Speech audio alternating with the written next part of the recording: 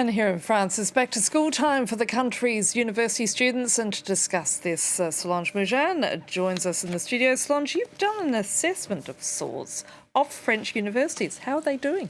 Well, I thought I'd start with the good news, and then we'll get into some of the issues of this rentrée universitaire, or back to school week.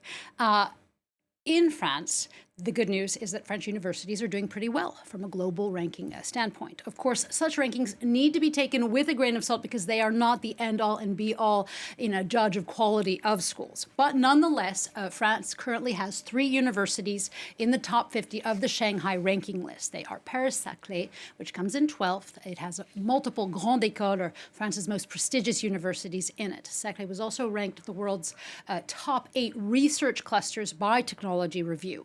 Then coming in 33rd on the Shanghai list, we have PSL, or the Paris Sciences and Letters University. And then, of course, the ever-famous Sorbonne, it is ranked 41st. Now, if we stick with this global ranking, France has 18 universities in the top 500. Of course, this is far behind the United States, which has for decades made a name for itself internationally, with 21% of the world's foreign students, or 1.5 million people, going to study in the U.S. But French and European universities, well, they're catching up. If we take business schools, for example, 5 out of 10 of the top ones are in France, according to the FT's ranking, and the number of international students in French business schools, well, it has doubled in the past 5 years. Now, such recognition obviously helps to attract both French and international students. So why has this become so increasingly important? Well, the short answer is financing, but soft power politics and, of course, the transmission of knowledge, they're also at play here. In 2007, a law gave French universities more autonomy over their budgets. Critics of this move, they say that it actually has created a split between schools, between the haves and have-nots, and thus the have and have-nots of students as well. That the principle of égalité, or an equal, affordable education for all, has actually taken a hit here. And all of this comes in a rather bleak financial context for French public universities. Their provisional deficit is 4.5 billion euros this year. In February, the government cut 3%, or over 900 million euros, from its nearly 32 billion euro budget.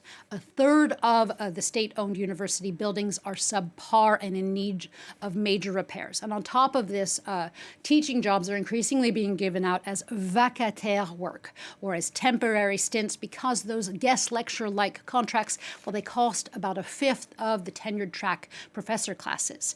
They're up to, these contracts are up 30% in the past 7 years. So many say that these public service jobs, like those in hospitals, well, they're being squeezed and degraded. And those are concerns which are shared by academics across the world at the moment. But certainly some schools here in France are trying to attract foreign students to help the budget, aren't they? They are. This year, there are nearly 3 million enrolled university students in France. Of them, there are thought to be around 400,000 international students. The government hopes, with its so-called Bienvenue en France push, to bring that number up to 500,000 by 2027. Why? Well, foreign students pay higher fees, even if the public school fees in France are relatively small compared to other nations like the US and the UK. And once you remove the cost of the state that the state pays for things like healthcare, well, these students bring in over 1 billion euros in economic spending overall. There's also a soft power element here. Foreign students, well, they become a relay of sorts of French values and knowledge when they return to their home countries, which some 80% of them do in the 10 years following their studies. There is a political side to this as well. Restrictions of that were part of Macron's immigration on foreign students, well, they have been scrapped. But it did create some questions among some about whether French foreign students feel welcome here in France. And you're talking there, Solange, about international students. What's the case for their French compatriots? Well, like many universities that are counting their pennies, so are students. For this school year, the entrance fees have increased by 3%, putting an end to a cap that was in place since 2019. According to FAGE, a main student group of associations, the average budget this year, for the start of this year, is 3,000 euros for the rentrée. And it's nearly double of that for foreign students. Now, the main challenge for students remains affordable housing.